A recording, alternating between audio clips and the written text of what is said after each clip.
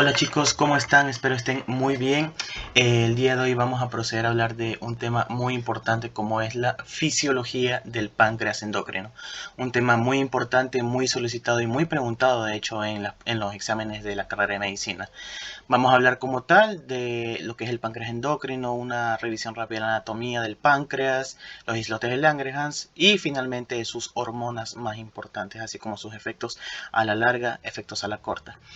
Algo importante es que como tal este video lo voy a dividir en dos o tres partes más o menos, donde nos vamos a dedicar a hablar exclusivamente de las hormonas y de sus efectos. En esta primera parte vamos a hablar sobre lo que es la glucosa, la glucemia, por qué es importante la insulina y algunas generalidades de la misma. Y ya en la segunda parte ya hablaremos sobre los efectos como tal. Dicho esto, entonces podemos iniciar entonces con lo que es esto. Pero antes de hablar de las hormonas pancreáticas como tal, tenemos primero que saber qué se refiere a glucemia, porque es un término que hemos escuchado muy seguido. La glucemia como tal se define como la cantidad de glucosa que se encuentra en la sangre, la cantidad de glucosa en el plasma, la cantidad de glucosa en la sangre. Como tal, la glucemia, es decir, los valores de glucosa en sangre, tienen unos valores muy estrictos, que según la Organización Mundial de la Salud van de 70 a 120 miligramos por decilitro. Como tal, estos valores pueden variar, pueden tener ciertas fluctuaciones, especialmente en el ayuno, es decir, cuando nosotros no ingerimos ningún alimento, no recién nos levantamos, no hemos ingerido nada, la glucemia normalmente oscila entre los 80 a 90 miligramos por decilitro. En cambio, en el estado postprandial, es decir, después de una comida, la glucemia aumenta ligeramente a 120 a 140 miligramos por decilitro. Como tal, mantener la glucemia es importantísimo. ¿Por qué es importante? Debido a que la mayoría de los tejidos, por no decir todos, van a utilizar la glucosa como combustible principal. Pero en sí, ¿qué es la glucosa? La glucosa es un carbohidrato, como tal, es un monosacárido importantísimo, el cual desde el punto de vista bioquímico actúa como una hexosa, es decir, que tiene 6 átomos de carbono, y actúa como una aldosa, es decir, que tiene un grupo carbonilo en uno de sus extremos. Es el carbohidrato más abundante. De hecho, el 80% de la digestión de los carbohidratos proviene da como resultado a la glucosa y el 20% restante a los otros monosacáridos como son la fructosa y la galactosa. Ahora, ¿qué más tenemos que hablar de este? La glucosa como tal actúa como el precursor común de todos los carbohidratos, es decir, tanto el glucógeno también como de la lactosa, actúa también como un precursor importante para la síntesis de ácidos nucleicos y también se combina con proteínas para formar glucoproteínas y proteoglucanos. Ahora, dicho esto, ¿cómo en sí nosotros mantenemos la glucosa? O sea, en sí, ¿por qué es importante? Debido a que la glucosa va a ser el combustible preferido para la retina, el epitelio germinal de las gónadas, los eritrocitos y principalmente e importantísimo para el encéfalo. Es importante para el metabolismo encefálico, pues el encéfalo es el mayor consumidor de glucosa. Ahora, ¿qué pasa si estos niveles de glucosa suben o bajan demasiado de estos rangos? Es importante, pues depende en sí la situación. En caso de hipoglucemia, es decir, de valores de glucosa por debajo de lo normal, el principal afectado va a ser el cerebro, va a ser el encéfalo. Y esto se va a manifestar como letargo, convulsiones y finalmente, y si no es tratado, la muerte.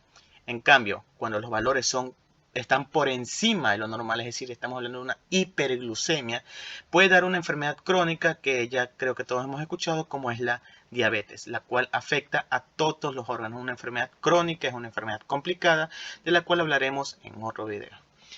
Como tal, y a breves rasgos, la diabetes en sí lo que hace es, por así decir, los efectos, es que el riñón, cuando ve que hay un exceso de glucosa, trata de eliminar esta glucosa, pero al mismo tiempo que está eliminando soluto, arrastra por medio de ósmosis agua, produciendo pérdida de líquido con la posterior deshidratación.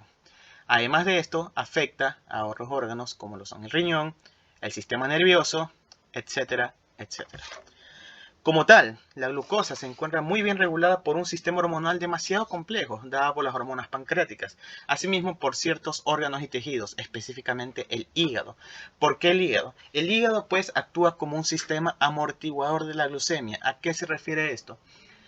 Por ejemplo, En situaciones de hipoglucemia, cuando no tenemos glucosa en sangre o cuando la glucosa en sangre es escasa, esta glucosa necesita, sin embargo, la mayoría de la glucosa que queda necesita ir al encéfalo para que éste pueda cumplir sus funciones. El hígado almacena glucosa en forma de glucógeno, ¿ya? Cuando hay hipoglucemia, el glucógeno hepático se descompone, se degrada glucosa y esa glucosa se destina al metabolismo encefálico. Y en el caso de una hiperglucemia, el hígado capta el exceso de glucosa y lo convierte en glucógeno. Es de ahí por qué el hígado es considerado un sistema amortiguador, pues en sí el hígado reduce las fluctuaciones de la glucemia hasta en una tercera parte. Es importantísimo. Adicional, se encuentra la glucemia controlada por un sistema hormonal complejo dado por la insulina, el glucagón y la somatostatina, así como hay otras hormonas como son el cortisol, la hormona del crecimiento, etcétera, etcétera. Ahora, dicho este breve repaso sobre lo que es la glucosa y la glucemia, podemos hablar ahora sí de lo que es el metabolismo de la glucosa, el metabolismo de los carbohidratos, a breves rasgos. Como ya sabemos, los carbohidratos en sí representan el 40 al 60% de nuestra digestión total, de lo que ingerimos al día. Estos carbohidratos, principalmente los almidones, que los encontramos en abundancia en los panes y en los cereales, van a ingresar por vía oral, donde va a ser atacado por una enzima denominada tialina, que se encuentra en la saliva, principalmente producida por la glándula parótida, que va a degradar aproximadamente el 20 al 40% de los almidones.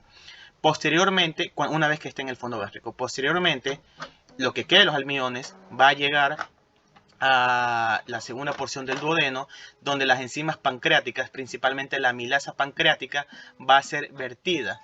¿Y qué va a dar como resultado? Nos va a dar resultado de esta digestión la maltosa y polímeros de glucosa. Todo esto debido a estas enzimas. Una vez que ya llegan al intestino delgado, ya tenemos a los disacáridos: maltosa, lactosa y sacarosa. Una vez que estos disacáridos están en el intestino, estos van a ser atacados por unas enzimas que se encuentran en el borde en cepillo de los enterocitos, en el borde en cepillo de las células intestinales. Cada enzima es específica para cada disacárido. En el caso de la maltosa es atacada por una enzima, la maltasa. En el caso de la lactosa es atacado por la lactasa, y en el caso de la sacarosa es atacado por la sacarasa. Una vez que estas enzimas atacan a los disacáridos, nos van a dar como resultado lo siguiente. En el caso de la maltosa nos van a dar 2 moléculas de glucosa. En el caso de la lactosa nos va a dar como resultado una molécula de galactosa y una molécula de glucosa. Y en el caso de la sacarosa, una molécula de fructosa y una de glucosa. Como ustedes pueden ver, la mayoría de los productos de digestión de estos carbohidratos como en sí van a ser glucosa y la minoría fructosa y galactosa. Una vez que tenemos esto, ahora estos aquí deben ingresar a las células, deben ingresar al enterocito para posteriormente ser absorbidos a la sangre y llegar al resto de los lugares al resto de células y tejidos del organismo. ¿Cómo lo hacen? Principalmente nos enfocaremos en la glucosa. La glucosa, una vez se encuentra en la luz intestinal, va a ingresar al enterocito por medio de un cotransporte, por medio de un transporte activo secundario con sodio, por un cotransportador de sodio-glucosa denominado SGLT1, que significa transportador de sodio y glucosa de tipo 1. Una vez que ingresa al enterocito, debido a la baja concentración intracelular de sodio dada por la bomba de sodio y potasio ATPasa, que recordemos saca 3 sodio y mete 2 potasio, el sodio mete consigo a la glucosa. Y una vez que ya tenemos a la glucosa en el enterocito, esta abandona al enterocito por un transportador denominado GLUT2 que se encuentra en la membrana vasolateral del mismo. Va por el transportador GLUT2 y finalmente va a la sangre. Asimismo, la galactosa puede cotransportarse con sodio por el mismo transportador. Es decir, que el transportador de sodio y glucosa de tipo 1 puede transportar tanto sodio con glucosa como sodio con galactosa. En cambio, la fructosa sigue un camino totalmente distinto. La fructosa como tal no se absorbe por un cotransporte, se transporta por difusión facilitada. ¿Por medio de qué? Por medio de un transportador, de una proteína transportadora denominada GLUT5, que se encuentra a nivel de la membrana luminal del enterocito. Ingresa la fructosa y una vez que ingresa, sale a sí mismo por un transportador, por el mismo transportador GLUT2 y va a la sangre. Una vez que tenemos a todos estos carbohidratos en sangre, finalmente la mayoría de la galactosa y la fructosa tienen que ser metabolizados, tienen que ser convertidos a glucosa. En el caso de la galactosa, por medio de la enzima galactoquinasa, va a convertirse en galactosa no fosfato, que posteriormente se puede convertir en glucógeno y de glucógeno a glucosa, o simplemente seguir con su metabolismo. Y la fructosa también se puede convertir en glucosa, fructosa 6-fosfato, y posteriormente todos estos ingresar a la glucólisis, que es la vía final de estos. Ahora, ya tenemos esto. Ahora sí, vamos a hablar del tema como tal, el páncreas endocrino. Como ya sabemos, el páncreas es una glándula de secreción mixta, es una glándula alargada que mide de 10 a 12 centímetros de largo y de 1 a 3 centímetros en anteroposterior, con un peso de 85 a 100 gramos aproximadamente. En el vivo tiene un estado rosado cremoso, en cambio en el cadáver tiene este color típico amarillento que conocemos. Como tal, anatómicamente se encuentra en el retroperitoneo, en el marco duodenal, donde su cabeza, la cabeza del páncreas, se relaciona íntimamente con la segunda porción del duodeno. Asimismo, se encuentra en medio de una encrucijada vascular, dada por ramas de la arteria celíaca, específicamente la gastroduodenal, que proviene de la hepática, y las ramas de las arterias esplénicas, como por la arteria mesentérica superior, que van a dar, tanto la mesentérica superior como la gastroduodenal, van a dar a las arterias pancreatoduodenales. En cambio, la arteria esplénica va a dar a la arteria pancreática magna y arteria pancreática dorsal. Embriológicamente, el páncreas deriva de dos esbozos, un esbozo pancreático ventral y un esbozo pancreático dorsal, que se terminan fusionando y forman como tal a la glándula en sí. Fisiológicamente e histológicamente, el páncreas consta de dos porciones, una porción exócrina y una porción endocrina. La porción exócrina está dada por estos acinos serosos, denominados los acinos pancreáticos, que terminan virtiendo sus productos de secreción por exocitosis hacia la luz de estos conductillos, de los conductillos pancreáticos. Estos posteriormente se unen, forman conductos más grandes, se forma el conducto pancreático principal o de Wilson, que se vierte en la segunda porción del duodeno, que vierte su secreción en la segunda porción del duodeno. Asimismo tenemos un conducto superior, el conducto accesorio de Santorini, que desemboca por encima de este. En sí, este páncreas exócrino va a vertir enzimas importantísimas para la digestión, como la ripsina, la quimorripsina, la carboxipeptidasa, la proelastasa. Tenemos a la amilasa pancreática, la lipasa pancreática, la endonucleasa y la ribonucleasa, entre otras enzimas. Y por último, la parte endocrina, que es la parte que nos interesa, está dada por estos cúmulos celulares pálidos denominados islotes de Langerhans, que son de los que vamos a hablar a continuación. Ahora, ¿qué son los islotes de Langerhans? Como tal, podemos definir a los islotes de Langerhans como unos cúmulos celulares esferoides, ovoideos, los cuales tienen un diámetro aproximado de 300 micras. Como tal, estos islotes de Langerhans son más abundantes en la cola del páncreas que en el resto de la glándula y representan el 2% del tejido pancreático. Eso es algo importante. El 2% del tejido pancreático está dado por los islotes de Langerhans, el 80% está dado por los acinos pancreáticos y el resto en cambio va a estar dada por el tejido conectivo y los vasos sanguíneos junto con los conductos. Bueno, como ya había dicho, representa el 1 al 2% de la glándula y en cada páncreas hay aproximadamente de 1 a 2 millones de islotes. Como tal, estos son importantísimos. ¿Debido a qué? Debido a que son las verdaderas unidades secretoras endocrinas del páncreas. Histológicamente, vistas en el microscopio, las reconocemos como estas estructuras pálidas en comparación con el resto de los acinos pancreáticos, los cuales se tiñen con mayor intensidad. Estos constan de varios grupos de células. Algunos autores describen nomás 3 tipos de células. Aquí vamos a escribir todos los tipos de células que se encuentran hasta el día de hoy, destacando las más importantes. Primero tenemos a las células alfa. Las células alfa, que corresponden a estas aquí, se encuentran más hacia la periferia como tal y representan del 10 o 15 a 20% de las células del islote y secretan glucagón. Luego tenemos a las células beta, importantísimas. Las células beta, que son estas que se encuentran de amarillo aquí y de azul acá, se localizan en el centro del páncreas y representan del 60 al 70% de los islotes. Y estos como tal secretan insulina, amilina, proinsulina y el péptido C, que vamos a ver más adelante cuáles son sus funciones. Luego tenemos a las células delta, las cuales corresponden a estas moradas aquí y estas verdes que corresponden acá, las cuales representan en sí del 5 al 10% de los islotes y secretan somatostatina. Y estas células por lo general se encuentran entre las células alfa y las células beta, como ustedes pueden observar acá, entre las células alfa y las células beta. Y luego tenemos un grupo de células conocido como células insulinares menores, las cuales tienen una distribución y una variedad y una distribución y una organización muy variada, representan menos del 5% de las células en los islotes y son las siguientes. Tenemos primero a las células F, las cuales son secretoras de polipéptido pancreático. Luego tenemos a las células D1, que secretan péptido intestinal vasoactivo. Tenemos a las células épsilon, las cuales secretan grelina. Las células G, que no se sabe por sí el todo, pero se sabe que secretan gastrina.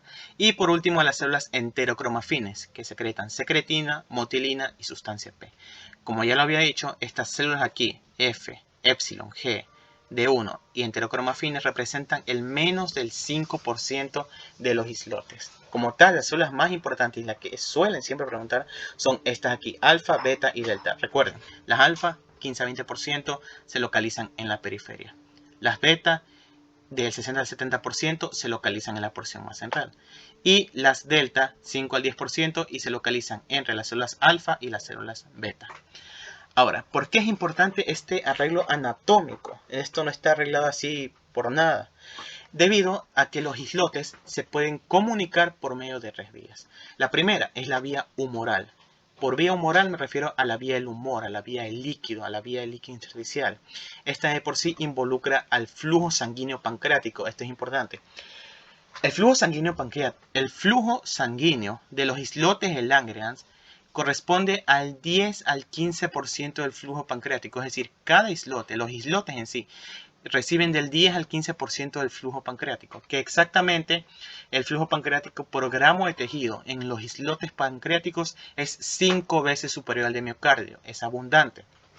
Una vez que llegan estas arteriolas, estas llegan al centro del páncreas, se ramifican, las cuales tienen un endotelio fenestrado importantísimo, porque por este endotelio fenestrado es por donde van a pasar las hormonas, ¿ya? Se ramifican y van del centro del islote hacia la periferia, como ustedes pueden observar acá y como observan acá. Llegan al centro y se ramifican yendo del centro hacia la periferia. ¿Por qué es tan importante esto? Debido a que la secreción hormonal de una célula puede influir de manera parácrina, de manera local, a las células vecinas del islote. Ejemplo, ya les había dicho que las células beta que secretan insulina se encuentran en la porción central y que las células alfa se localizan en la porción periférica. Pues bien, esto tiene gran importancia debido a que cuando se secreta insulina, la insulina inhibe la secreción de glucagón, inhibe a las células alfa para que no produzcan glucagón. Asimismo, la amilina producida en las células beta, la amilina inhibe la secreción de insulina. El glucagón, como tal, el glucagón aumenta la secreción de insulina y la somatostatina inhibe la secreción tanto de insulina como de glucagón. Es de ahí la importancia del arreglo anatómico de esto. Como ustedes pueden ver, en este caso, si las células beta secretan insulina, la insulina va a actuar de manera parácrina, inhibiendo la secreción de glucagón en las células alfa. Asimismo, si se secreta glucagón, el glucagón va a estimular la secreción de insulina. En cambio, si se secreta somatostatina, este inhibe tanto la secreción de insulina como el glucagón. Espero haya quedado clara esa parte. Eso en cuanto a la comunicación humoral. Luego tenemos una comunicación célula-célula. Importante, ¿debido a qué? Debido a que cada célula de los islotes pancreáticos están unidas entre sí por medio de dos uniones celulares. Las uniones ocluyentes u uniones estrechas y las uniones comunicantes u uniones en hendidura. De estas dos, las más importantes son las uniones comunicantes. ¿Debido a qué? Debido a que tanto las secreciones como las moléculas y los iones pueden pasar de una célula a otra célula por medio de estas uniones celulares. Y por último, tenemos la comunicación nerviosa. Importante recalcar que el páncreas tiene tanto inervación simpática como parasimpática, es decir, recibe inervación de las dos divisiones del sistema nervioso autónomo, tanto el simpático como el parasimpático. A breves rasgos, esto ya veremos cuando veamos regulación de insulina. La estimulación parasimpática dada por el nervio vago que secreta acetilcolina estimula la secreción de insulina. En cambio, la estimulación simpática tiene un efecto bifásico, es decir, tiene un efecto doble. ¿Por qué? Recordemos que a nivel del sistema nervioso autónomo hay receptores alfa y receptores beta. Pues bien, la estimulación alfa adrenérgica inhibe la secreción de insulina. Importante, la secreción alfa adrenérgica inhibe la secreción de insulina. En cambio, la estimulación beta adrenérgica estimula la secreción de insulina. Normalmente sería al revés, que la beta inhibe y la alfa estimula. Pues no, aquí en el páncreas es todo lo opuesto. La estimulación alfa adrenérgica inhibe y la beta adrenérgica estimula. Dicho eso, entonces ya tenemos en claro qué son los islotes, cuál es la distribución de las células, cuál es el porcentaje que secretan y cuáles son las tres vías de comunicación: humoral, nerviosa y celular.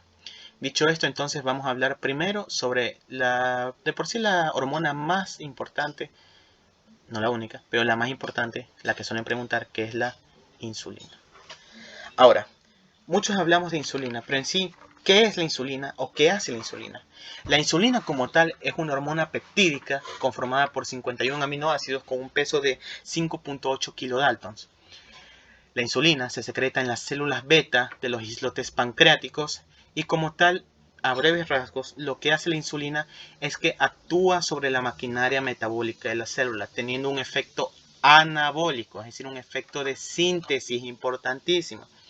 ¿Cuándo se secreta la insulina? Bueno, en sí la insulina se puede secretar bajo diversos estímulos, diversas circunstancias, pero la principal situación en la que se secreta la insulina es durante la hiperglicemia, los niveles altos de glucosa en sangre.